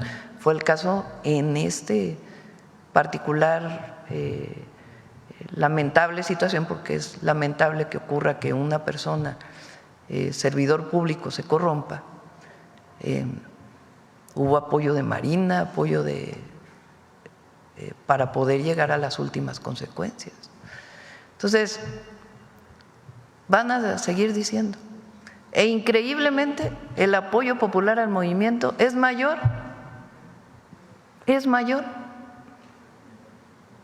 porque la gente es muy lista no se va con la finta ya de la comentocracia y los conductores que buscan denostar sin argumentos. Además, una falta de respeto para quienes arriesgan la vida en las labores de seguridad. Además, coincido plenamente, pues la Marina, la Defensa nos ayudan, seguridad nacional, seguridad interior, seguridad pública, cuidado de la mar, más todas las actividades que tiene como guardia costera, digamos, la Marina. Entonces son instituciones de primera y con elementos de primerísima, preparadísimos. Las grandes instituciones del Estado mexicano. Ahora, si hay un elemento que se corrompe, pues hay que actuar. ¿Para qué? Para defender a la institución. Con su permiso, si me permite, dos cosas para cerrar de mi parte, Presidenta. En el tema del paquete económico presentado, yo sostengo que como nunca antes el ciudadano de a pie podría tener la oportunidad de opinar acerca de estos impuestos saludables y quedarán exhibidos aquellos que defienden los intereses de las refresqueras, de las tabacaleras, de incluso las empresas que promueven las apuestas y que nos han llevado a un problema de ludopatía muy grave en nuestro país también, y lo de los juegos violentos para los niños. Si bien es cierto, el ciudadano tiene la libertad de tomarse el refresco, de fumarse el cigarro, de comprarle a su hijo lo que quiera y de gastarse el dinero como quiera, creo que amerita que escuchen de usted por qué. Porque en esa libertad estamos en los problemas de diabetes, de obesidad, de ludopatía y de todo esto que se aborda constantemente aquí en la Mañanera del Pueblo, Presidenta. Es tal vez uno de los planes más sociales que se hayan presentado en los últimos años, tal vez, Presidenta, así lo podría catalogar. Fíjense que hicimos una encuesta, a ver si la pasamos, no sé si mañana o el jueves, mandamos a hacer una encuesta de qué opina la gente de las bebidas azucaradas, bueno, digo los refrescos. Entonces, 88% era, considera que le hace daño. Entonces, ¿cada cuánto lo tomas? Diario, una vez a la semana. Una vez a la semana es cuando el mayor porcentaje. ¿Consideras que es saludable o que te hace daño? Que te hace daño, sí, pero 80 y tantos %. ¿Y por qué lo tomas? Porque me gusta, la mayoría. Bueno, tomar azúcar y tomar azúcar y tomar… Ah, mira, ahí está. Miren, ¿qué tan dañino cree usted que es el consumo de refrescos para su salud? 88% muy dañino. Pero le preguntan, ¿y por qué? Ya me diste la primicia, a ver, ya sácala completa. ¿La que sigue la tiene? ¿En dónde acostumbra a tomar el refresco? En casa. ¿La que sigue? ¿Cada cuánto consume usted refresco? Todos los días, 29%. Recuerden que además los que tienen endulcorantes, creo que se llaman, ¿no? Los de dieta, los de cero, también provocan problemas en la salud. No es que una vez a la semana, 45%. Y luego, ¿por qué es lo que me gusta tomar? 50%.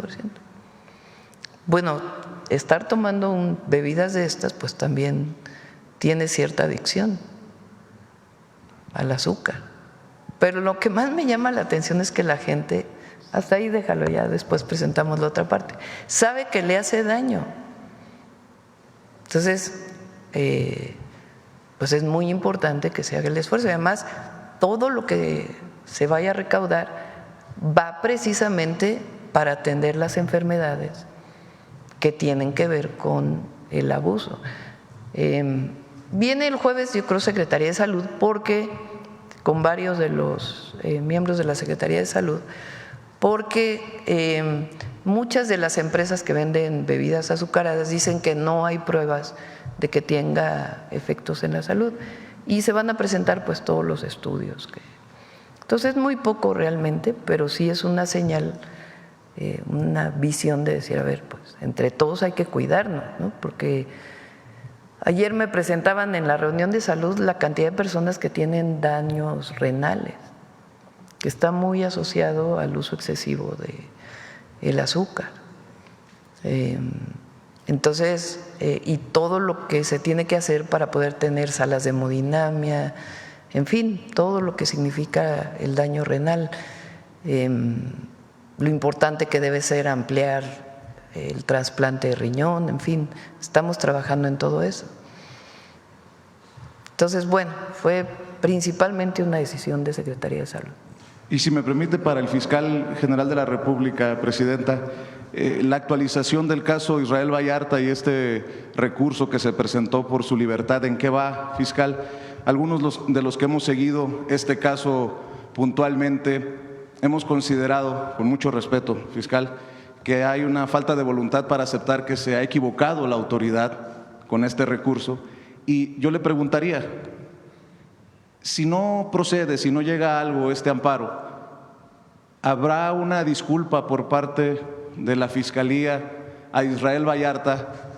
He platicado con él y a pesar de que se han presentado una tras otra versiones, cartas incluso, pues no hay nada que pueda llevar a la revocación o al reverso de esta decisión de la jueza de libertad.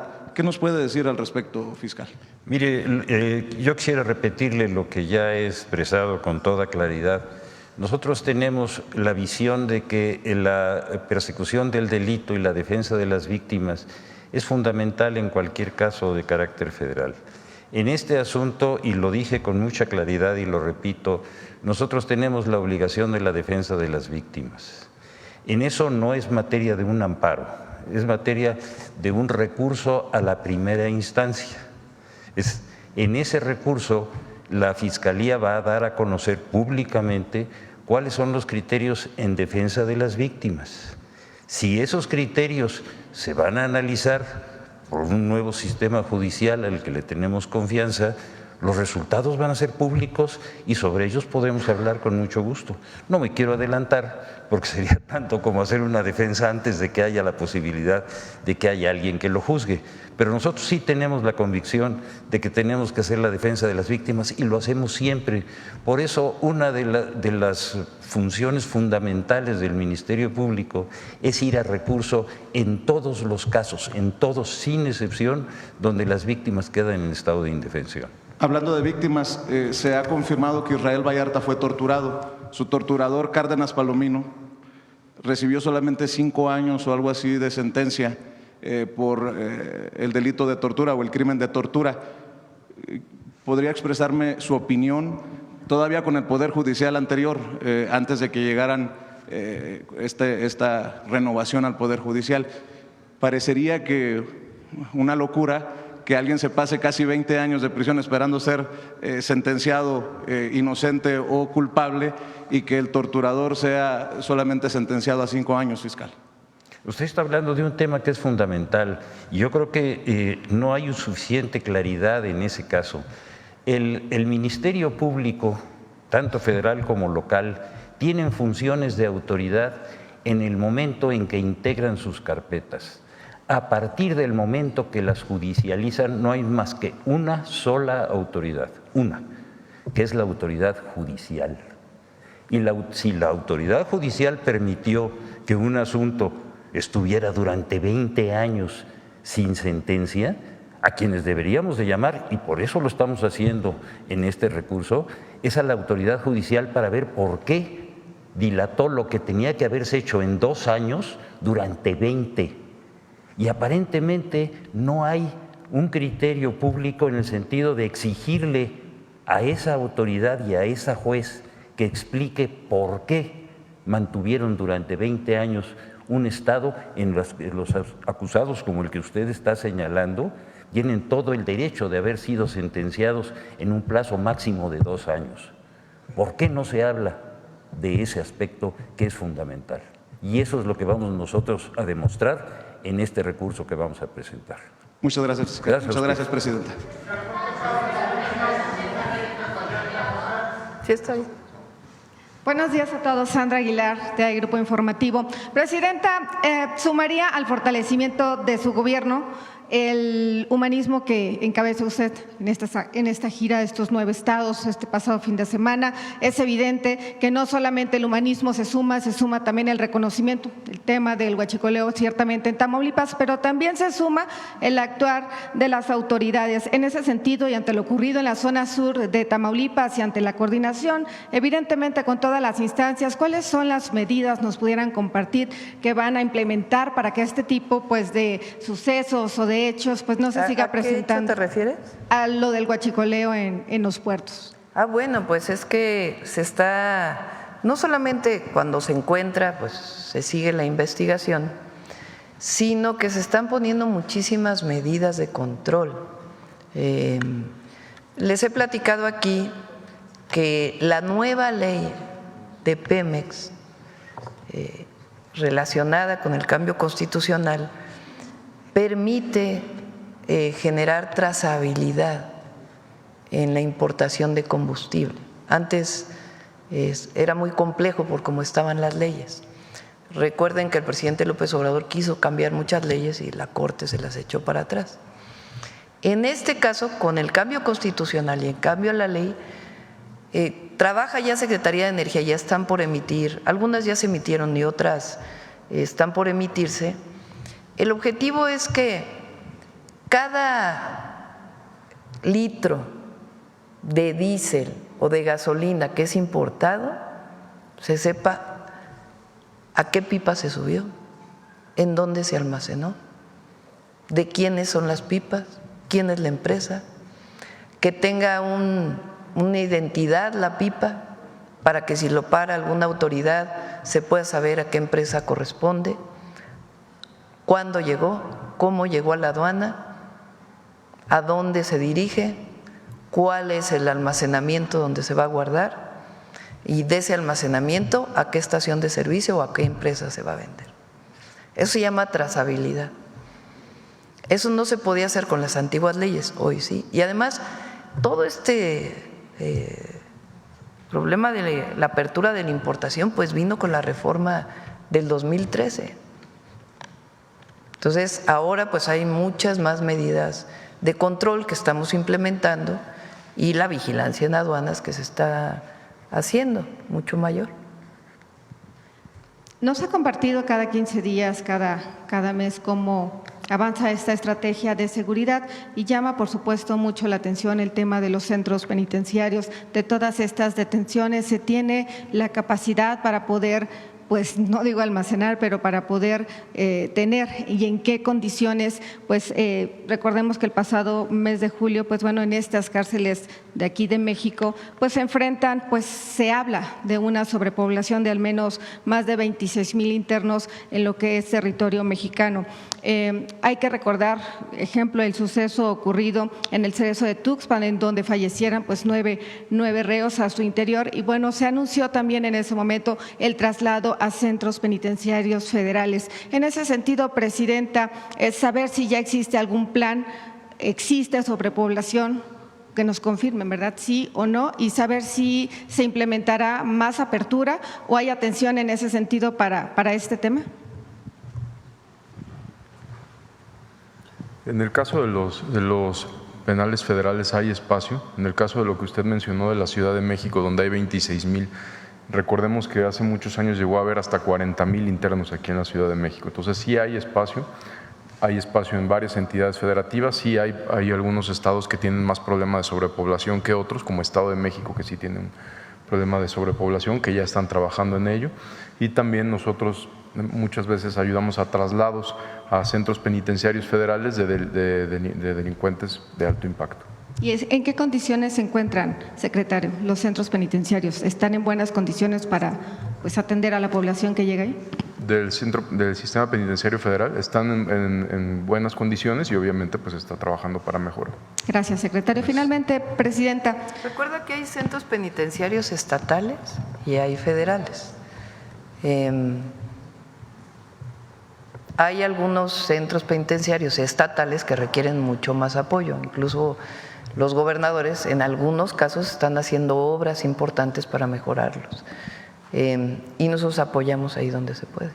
Finalmente, presidenta, el día de mañana se cumple ya un año de esta aprobación de la reforma al Poder Judicial. Por primera vez, en efecto, por primera vez, estos 3 poderes son elegidos por el pueblo. Se sabe que, bueno, pues ya nos ha compartido que el próximo lunes 15 de septiembre pues será un evento pues tranquilo, austero, a como nos ha acostumbrado desde el día 1. Sin embargo, llama mucho la atención el desfile del martes 16 de septiembre.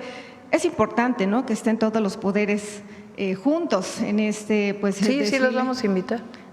¿Asistirá, por ejemplo, la presidenta de la mesa directiva de todos, pues diputados? Sí, evidentemente se invita a todos, ya deciden ellos si quieren venir o no. Y ante el protagonismo, pero se invita a todos. Y finalmente ante el protagonismo tal vez de la nueva presidenta de la Cámara de Diputados, ¿habrá algún sesgo o alguna? Pues es un acto republicano, ¿no? Entonces, en el caso del grito, y además es una ceremonia austera, es principalmente el gabinete, y en el caso del 16 de septiembre sí ya hay más espacio, se invita a más personas y ahí vamos a invitar a todos los poderes y si quieren asistir, asistirán y si no, pues no asistirán.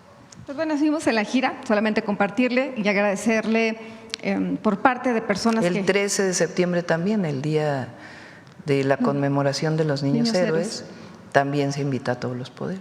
Tamaulipecos, el mensaje usted lo conoce y particularmente el caso que atendió a su salida del evento del Poliforum. Muchas gracias, presidente. Gracias. Vamos, vamos aquí a la compañera y después Nancy, y si nos da tiempo y si no, pues ya mañana. Gracias, presidenta. Buenos días, Shaila Rosagel, corresponsal de Grupo Gili, El Imparcial de Sonora, La Crónica de Mexicali y Frontera de Tijuana. Presidenta, preguntarle sobre el programa de créditos a los ganaderos sonorenses que anunció en su gira, en su visita a Sonora. ¿Qué más información nos puede dar sobre el arranque y el funcionamiento de este programa? Son 3 estados, Sonora, Coahuila y Durango. Ya vamos a invitar a Sader para que explique con todo detalle.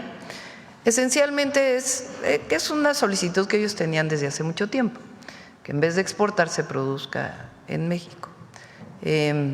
Y particularmente ahora con el cierre de la frontera, pues ellos solicitan más esta situación.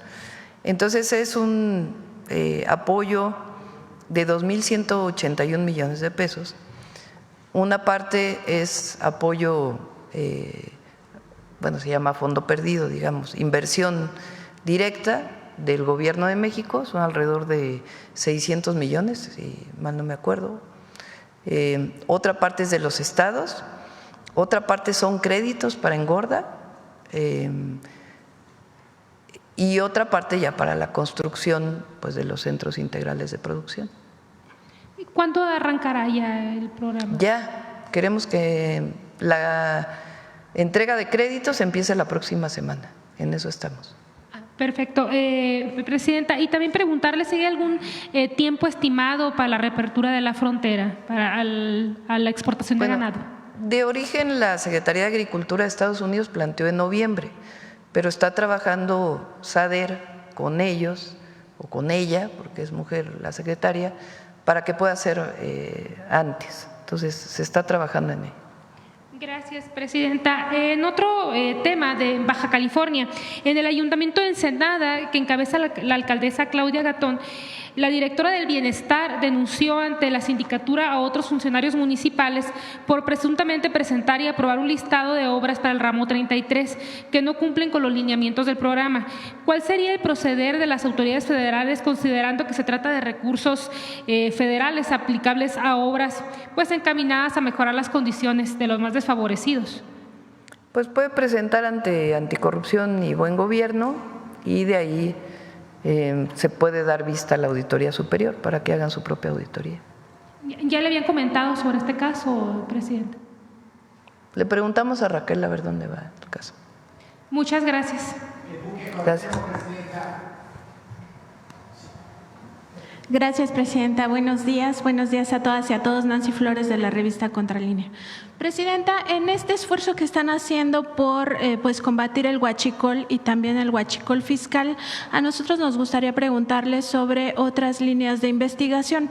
Esto porque a inicios de 2024, Contralínea publicó un oficio interno que envió el entonces secretario de la Defensa, Luis Crescencio Sandoval, al entonces titular del Centro Nacional de Inteligencia, Audomaro Martínez. En este oficio se le daba cuenta de una investigación que estaba llevando la Sedena en torno al Sistema Nacional de Aduanas. Ahí se daba cuenta de presuntos hechos ilícitos, entre ellos presuntos sobornos a operadores externos, también contrabando de combustibles y de pepino de mar, así como la presunta manipulación del sistema de parametrización, que es este reconocimiento aduanero por alertamiento, para supuestamente también estar realizando actos de corrupción con agentes aduanales. Preguntarle si su gobierno tenía conocimiento de esta investigación interna que se llevó el sexenio pasado y también si se le está dando seguimiento. Omar, ¿quieres comentar algo sobre esta investigación? Pues que son varias investigaciones, algunas que, como ya lo mencionó el señor fiscal, iniciaron en la administración anterior y otras que, digamos, investigaciones que se conjuntan con las carpetas de investigación. Este caso específico que nosotros trabajamos, a pesar de que ya había investigaciones en curso, se inician nuevas carpetas de investigación a partir de marzo de este buque, y es en esta carpeta de investigación que la Fiscalía General de la República obtiene las órdenes de aprehensión. En el caso que usted refiere de investigaciones internas de aduanas, tendríamos que ver cuáles son y saber si son las mismas que se están llevando ahorita, pero si iniciaron en la administración anterior, pues son, por supuesto, carpetas de investigación que se siguen trabajando. ¿Y podrían informarlo? Sí, por supuesto que sí. Si me dice cuáles específicamente, con todo gusto lo informamos. Gracias. También, Presidenta, aprovechando que está aquí el Gabinete de Seguridad, preguntar si se ha hecho algún tipo de aseguramiento a cuentas bancarias, ranchos, también residencias y autos de lujo al Mayo Zambada. Esto después de que él ya se declaró culpable de encabezar el cártel de Sinaloa. Saber cómo va ahí el tema. Siempre se documenta aquí los aseguramientos, pero no se dice a qué grupos pertenecen y particularmente a qué personas. Saber si al Mayo Zambada ya se le aseguraron bienes.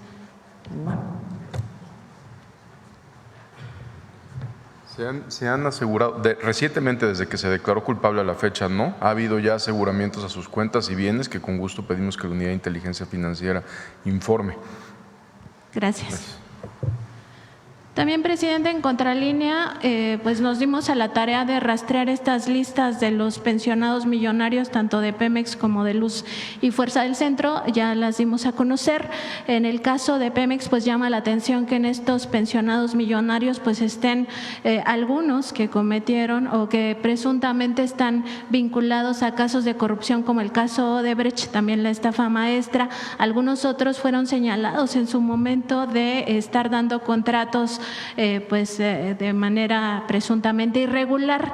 Y en el caso de Luz y Fuerza del Centro llama la atención que estos más de 4,000 beneficiarios, la mayoría obtuvo estas millonadas a partir de 2009, que es cuando Felipe Calderón asesta el golpe contra Luz y Fuerza del Centro. Aquí no solo es el caso de una persona que gana $1 millón al mes, sino también de otras 33 que casi ganan $1 millón, o sea, les falta un peso porque ganan 999,000 pesos mensuales. En ese sentido, preguntarle, Presidenta, sobre esta actitud que tuvo Felipe Calderón en su gobierno, no solo de asestar este golpe empleando la fuerza pública, es decir, metiendo a las Fuerzas Armadas, en aquel caso la Policía Federal, para extinguir la empresa, la compañía de Luz y Fuerza del Centro. Lo hizo además en un fin de semana donde hubo un partido de la selección mexicana de fútbol y también al mismo tiempo premió a los trabajadores de confianza con estas pensiones millonarias, mientras a otros 44,000 los dejó prácticamente en la calle. El objetivo de era la privatización, nada más que ya no pudieron avanzar más hasta Peña, que ya entra proceso de desintegración de Comisión Federal de Electricidad con los cambios a la ley, pero de una manera injusta, autoritaria, hace la liquidación de Luz y Fuerza del Centro y en efecto llama la atención cómo hay funcionarios de confianza que le seguimos pagando $1 millón al mes de pensión, al mes, mientras hay trabajadores que no recibieron nada. A muchos de ellos ahora reciben por un decreto que hizo el presidente López Obrador y que a través del INDEP se les da, y se está buscando incorporar a otros trabajadores. Les puedo adelantar, va a haber una iniciativa de reforma constitucional, porque se están analizando todos los derechos laborales, digamos, para no afectar ningún derecho, para ello solamente con una reforma constitucional, pues que ponga un límite a este abuso.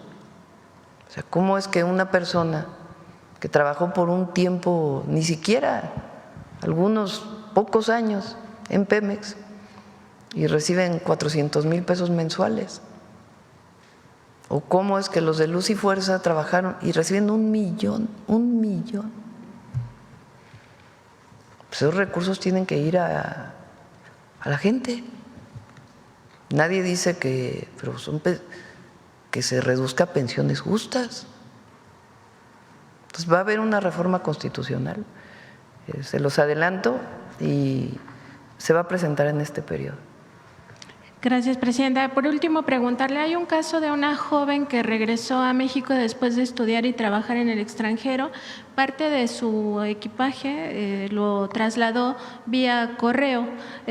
Ahí, cuando llegó este traslado a México, le indicaron que tenía que pagar un monto por aduanas de 800 pesos, le dieron un plazo, lo pagó en tiempo y forma, pero cuando llegó al Servicio Postal Mexicano, pues le indicaron que ya su paquete, que no es un contenedor ni mucho menos, es una caja, que ya lo habían devuelto a Europa. Sin embargo, no le presentaron ninguna prueba, ella estuvo monitoreando, no ha llegado allá su paquete, ya tiene más de 2 meses este asunto, y ya no le contestan del Servicio Postal Mexicano porque para ellos ya dieron por terminado ese punto, nadie le responde nada, no le dieron ninguna prueba de que su paquete se regresó, además de que pues digamos que no se dio cumplimiento al plazo que le habían dado para pues pagar esto en aduanas. Preguntarle si se pudiera revisar este tema, pues porque ni siquiera a nosotros tampoco nos contestan en Cepomex. Si nos pasas el dato, con gusto se lo pasamos a Violeta, directora de Cepomex. Muchas gracias, bueno, presidenta. Yo creo que ya cerramos, ¿no? 9:25. Mañana seguimos. Mañana seguimos. Recuerden, mañana a las 11:30 es la conferencia de prensa de Secretaría de Hacienda. Ahí se van a dar todos los detalles del paquete económico que fue presentado el día de ayer, que está acompañado de otras 2 leyes, o cambios, reformas a otras 2 leyes. Una es la ley de aduanas y la otra a importaciones y exportaciones, que tiene que ver con el Plan México. Buen día a todas y a todos.